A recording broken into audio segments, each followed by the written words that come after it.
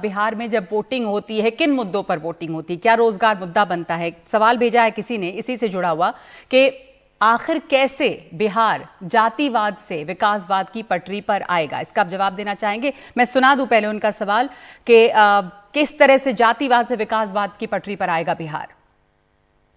चूंकि बिहार में हमेशा से जातिवाद राजनीतिक पार्टियों का मुख्य आधार रहा है, इसी के आधार पे वे लोग चुनाव जीतते आए हैं या अपना वोट मांगते आए हैं।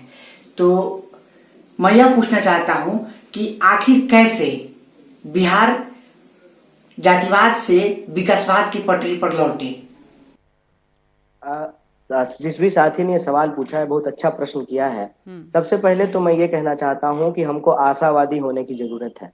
अंग्रेजों ने हमारे ऊपर 200 साल शासन किया, क्या हमको अंग्रेजों से मुक्ति नहीं मिली ना?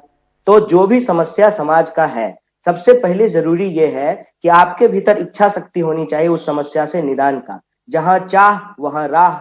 और बिहार के लोग यह बात बखूबी जानते हैं कि एक अकेला इंसान दशरथ मांझी छेनी हथौड़ी से पहाड़ काट करके रास्ता बना दिए। आज बिहार के युवाओं के अंदर वही जोश दिखता है। उन्होंने कहा है, उन्होंने समझा है कि हम जात पात से ऊपर उठ करके रोजगार की बात करेंगे। और जो रोजगार का मुद्दा है वो किसी एक जात का मुद्दा नहीं। बिहार की राजनीति में क्या कन्हैया कुमार दशरथ मांझी बनेंगे? देखिए, ये तो बड़ा सौभाग्य है कि आपको अगर समाज में कुछ अच्छा करने का अवसर अगर मिले तो निश्चित तौर पे यह काम करने की कोशिश करनी चाहिए। हम ये कहने की कोशिश कर रहे हैं बार बार अपने बिहार के लोगों को कि हमको किसी भी पुरानी रूढ़िवादी समस्याओं में जकड़ने की बजाय उसका निदान क्या हो सकता है उस पर ध्यान केंद्रित करना चाहिए।